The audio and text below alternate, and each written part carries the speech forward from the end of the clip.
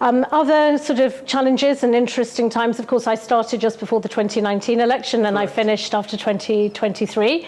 So I've seen some progress, a few setbacks, but overall what I would say, and this is one of my key sort of highlights from my time in Nigeria, Nigeria is the biggest, most important democracy in Africa, and for all its flaws and challenges, you are on that journey, and you should never take that for granted because you're in a region where democracy is backsliding, and indeed globally. But Nigeria sends a bit of a beacon of hope, and I know a lot of people are disappointed with the process and with the outcome, but I would say hang on to that important fundamental that people in Nigeria, your vote does count. Look at the different electoral map. It looks completely different than it did in 2019. Democracy is a journey, it's not an event. We're watching closely, along with other members of the international community, and those who incite violence or indeed act violently could be subject to a visa ban to our country, or we have other instruments, including our human rights legislation.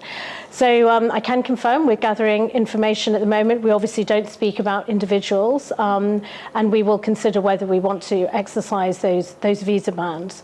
So that is one of the tools. That's, if you like, a negative tool. But the whole point of that is deterrence, to ensure that people reflect before they act in that way, because elections going well are so important for Nigeria.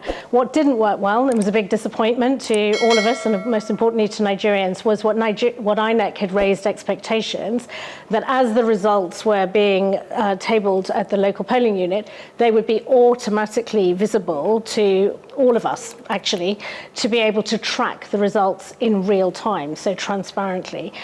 Clearly the system failed, and there's no question. That was a massive disappointment. It also meant that it created space for people to be concerned that somebody's interfering with the system, somebody's hacked into the system.